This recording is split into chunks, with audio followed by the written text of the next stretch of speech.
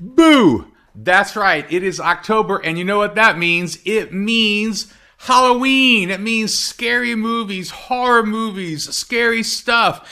And I have for you today the top 13 horror movies, scary movies, according to me. I was a huge fan and still am a huge fan of horror authors and scary movies and slasher flicks. And I'm going to count down my top 13 movies for you in just a second.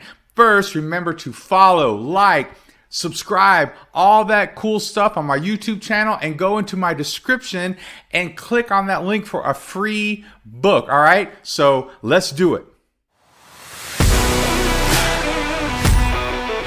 Welcome back to Great Stories Change the World. This is your host, author M.B. Mooney. I'm an author, and I like to review some things and talk about why they are great stories and to make some recommendations for you. And full disclosure, I love scary movies. Even as a kid, I loved scary movies. They didn't really keep me up at night. I mean, they definitely got the blood running and all that sort of stuff. And I'm old enough, and maybe some of you did this too, but I'm old enough that when I was a kid, we used to stay up late when we were like at kids' houses and we did sleepovers or whatever. We were out in the woods and camping. We would tell scary stories. And it was kind of like a competition. I don't know if any of you ever did that, but we did that as a kid. And man, if somebody could tell a great scary story and then there would be like a bump in the basement or something, it was wild. But I loved scary stories and movies, and I really started to get into them. And I was a huge Stephen King fan. I liked John Saul, and there were some other guys, Dean Koontz, who did sort of horror back then in the 80s. I read a lot of those books. So these are going to be my top 13. And of course, I'm choosing 13 for a reason, because it's 13.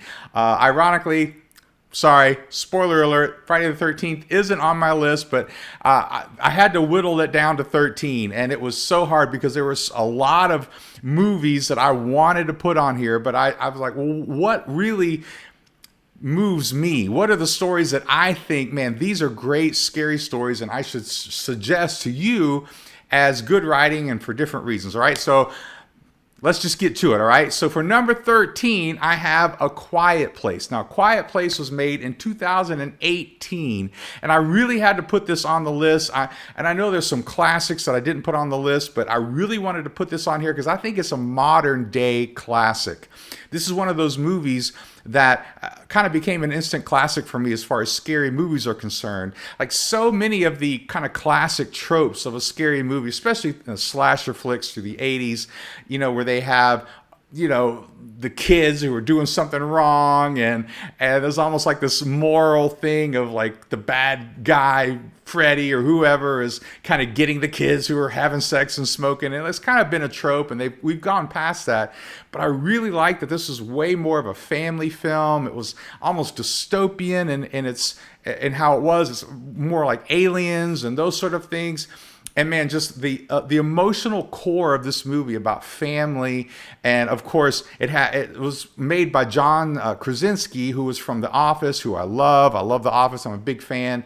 And his wife, Emily Blunt, is in it. And so I love this movie for a lot of different reasons. And it's just got a cool mashup of, like I said, dystopian, science fiction with some of the alien stuff, or those monsters and creatures, fantasy.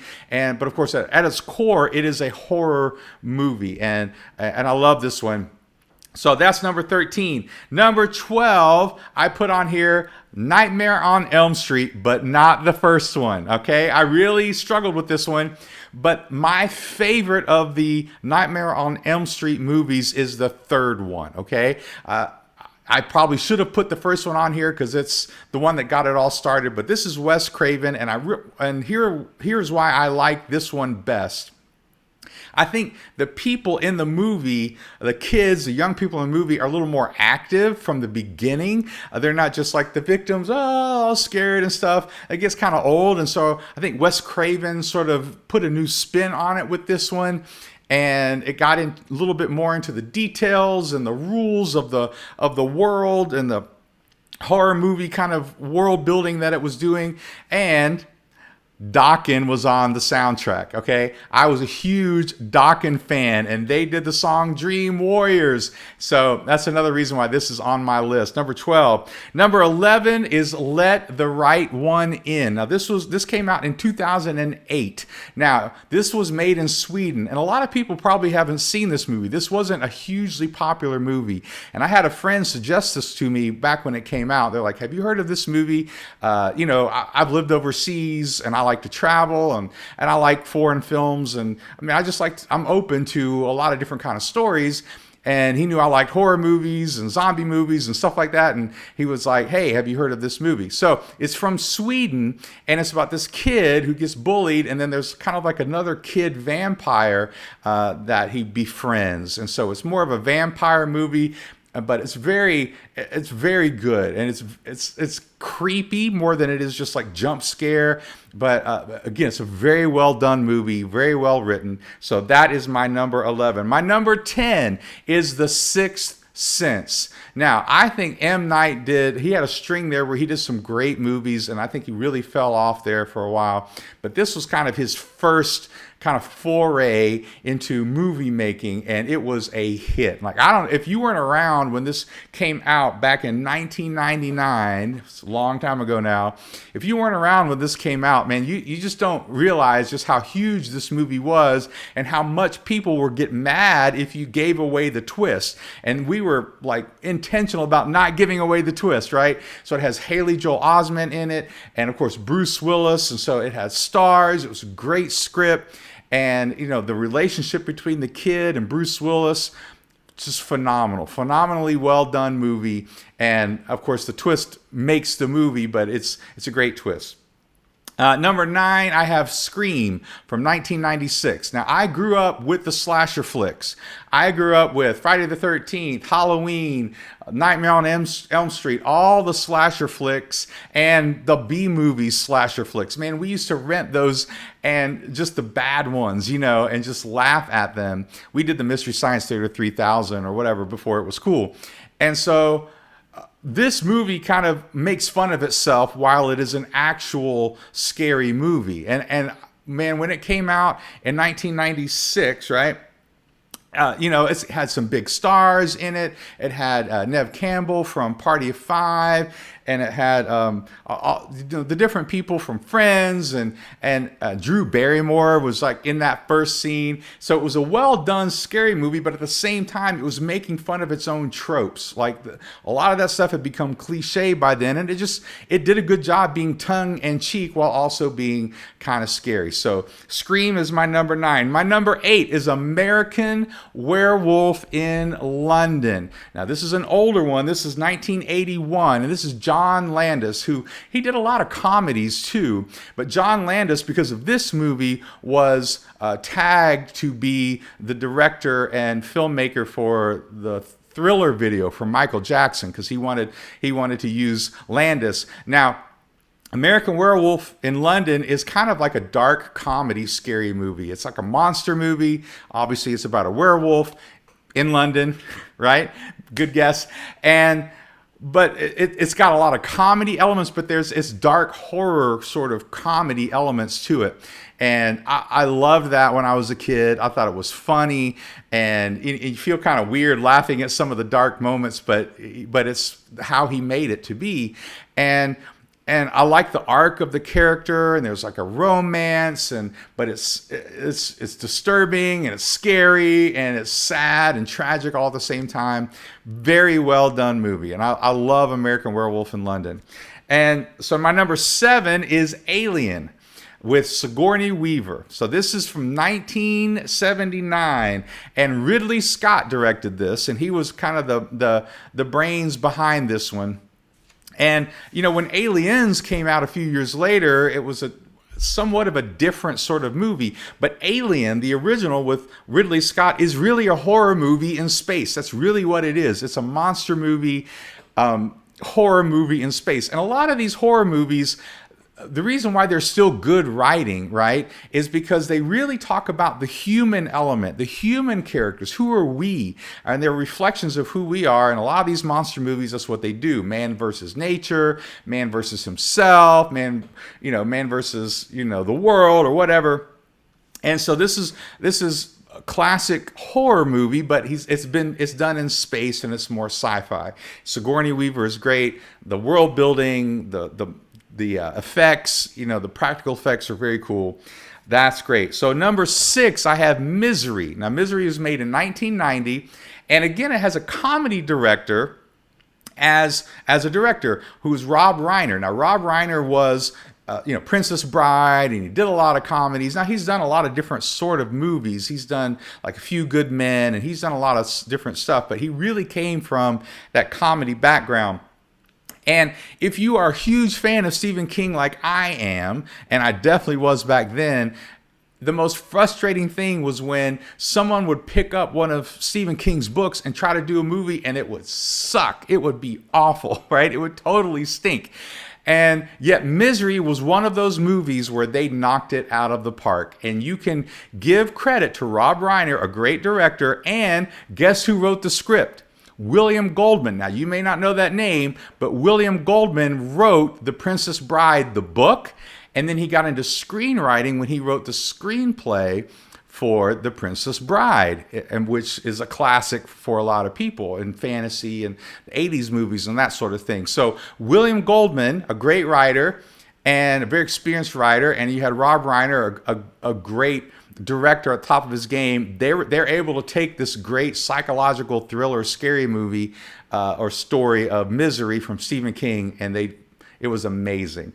A friend of mine, when we saw this in the theater, she literally yelled at the end, "I'm going to kill you," to me, because I convinced her to go to the movie with me. For number 5, we have Poltergeist. Now, Poltergeist was made in 1982, and this is another one of those odd ones that's got a great story. Steven Spielberg was involved, which kind of helps make this a little more friendly viewing, in the sense of it's not quite as disturbing and bloody, but it's pretty scary. And a lot of the images, there's one scene in this movie, man, it just completely undid me, even as a kid. And I liked some of those scary movies, and this one I could watch because I think it was more PG-13 or PG. I don't think they had PG-13 yet. But it was definitely pushing that boundary. And man, I love the arc of the story. It kind of comes to this great conclusion. And, the family dynamics are huge, and the stakes in this movie. So highly recommended Poltergeist if you haven't seen it. And you can show it to your kids, but remember, there's some pretty disturbing parts still, even though it's PG-13. For number 4, I have The Exorcist. This was made in 1973. It is, of course, a classic. And we're getting some classics here in the last 4 or 5 because, you just can't get any better than some of these movies. But for 1973, this movie was one of the scariest movies, and the effects of Linda Blair's head being able to go all the way around, and it was loosely based on a true story about some true stories with exorcisms with priests and stuff like that. Of course, they exaggerated some of it, I'm sure, for the sake of the movie. But the kind of the tragic end of the movie, and just sort of the stakes of a single mom, and her daughter. Like, there was so much of this movie that is just great storytelling and super scary. Made Linda Blair a household name.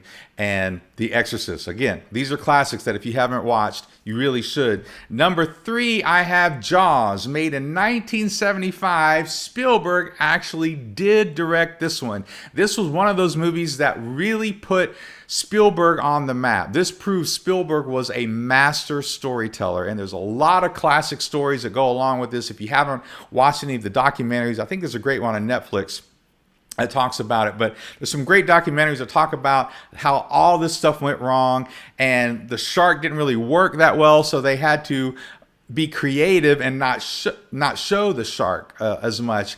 And of course, they use the music. The music is classic. So much of this movie is classic. It is a monster movie, but the monster is a shark. And of course, because it's a more realistic monster movie, because we can imagine a shark and attacking people on a beach and just all that sort of stuff, man, so many people are afraid of the water because of this movie, even though shark attacks really don't happen that often. But nonetheless, this is a great movie, and it's really a character study of some of these guys. Richard Dreyfuss plays a great character, and again, it's real with man versus monster. It's really about the man, the people who are doing the fighting, and that's what you see in this one. And number 2, I have the original Halloween, 1975, and this is John Carpenter. Jamie Lee Curtis, this is where she gets her big break, and she becomes a huge movie star because of this movie.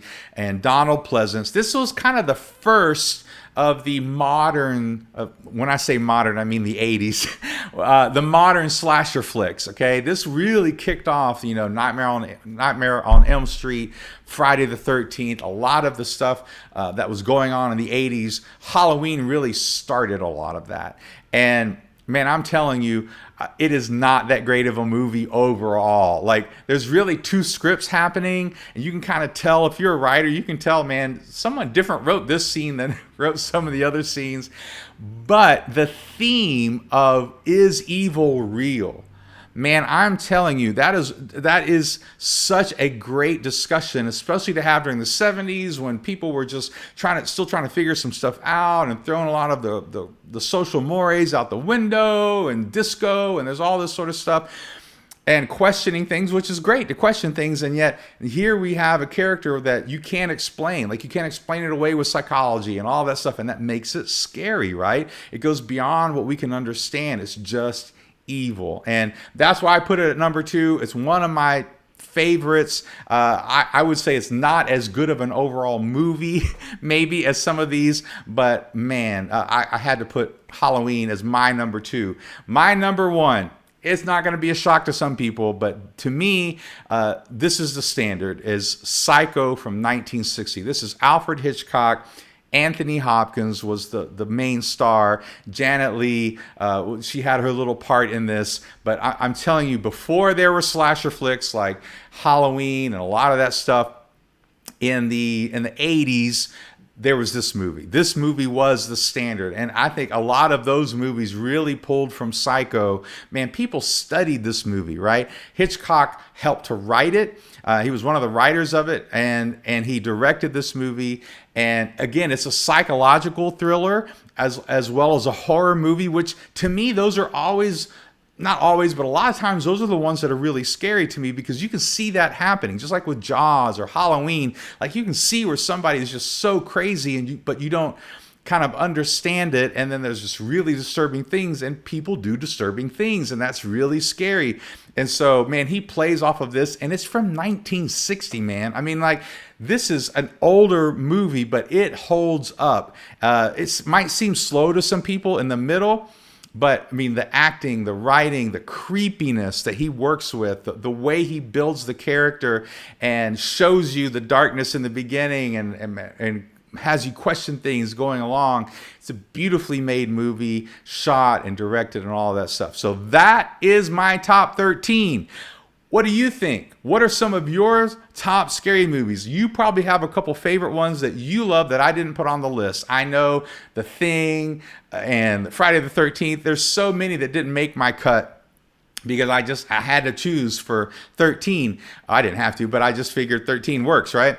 And so let me know what you think some of your favorites are. What are some of your favorite scary movies? Remember to go in my description and, click, if you like fantasy novels, go click on a free fantasy book, and I will talk to you later, man. Just let me know what you think, subscribe, and all of that, all right? Peace out.